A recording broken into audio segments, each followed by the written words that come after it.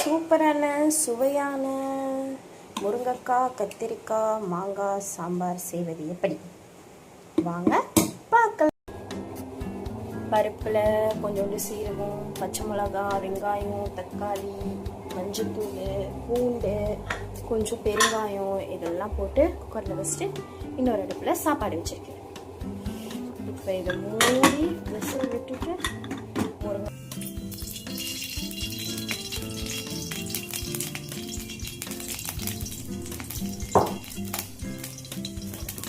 எண்ணெய் நெய்யெல்லாம் ஊற்றிட்டு கொஞ்சம் கடுகு, கொஞ்சம் சீரகம்,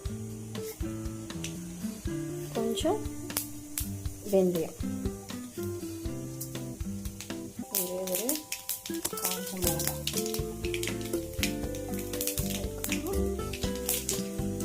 கொஞ்சம் கருவேப்பிலை இதெல்லாம் போட்டு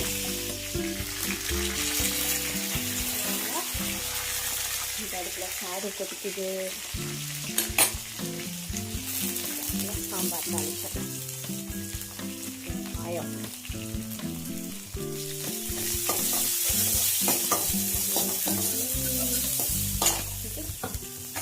அப்புறம் தக்காளி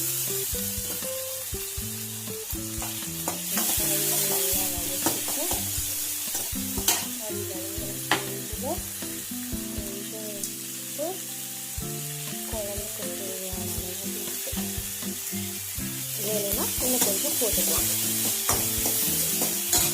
உப்பு கொஞ்சம் போட்டுட்டு கொஞ்சம் காய்கறிக்கு தேவையான அளவு மஞ்சள் தூள்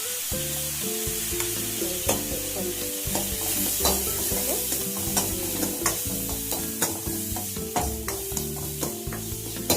கார குழம்புலாம் வைக்கும்போது தான் வெங்காயம் தக்காளி நல்லா வதங்கணும். இது சாம்பார்ன்றதுனால ஓரளவு வதங்கினாலும் டேஸ்ட் நல்லாயிருக்கும்.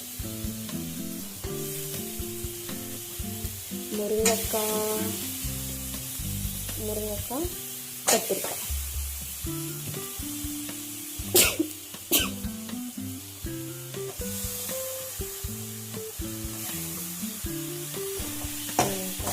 போட்டு மிளகாத்தூள், குழம்பு மிளகாத்தூள் 2 ஸ்பூன், குழம்பு மிளகாத்தூள் போட்டு நல்லா வதக்கிட்டு தண்ணி ஆட் பண்ணி வேக வைக்கலாம். நான் முருங்கைக்காய் வேக கொஞ்சம் டைம் காய் வெந்ததுக்கப்புறம் எப்படி இருக்குன்னு பார்க்கலாம். முருங்கைக்காய் கத்திரிக்காய் இதெல்லாம் வெந்துருச்சு.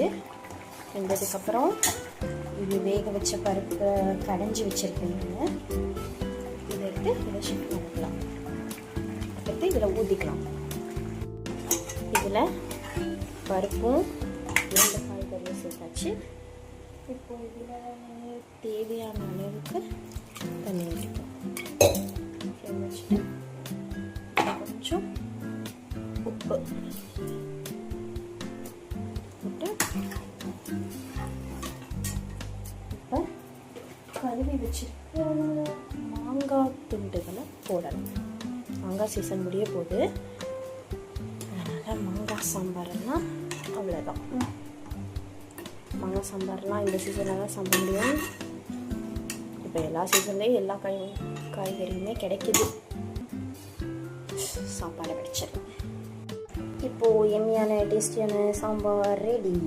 கொதி வந்துருச்சு, மாங்காய் வந்துருச்சு. மேலே அப்படியே கொத்தமல்லி தலையை மாதிரி சாரல் மாதிரி தூவி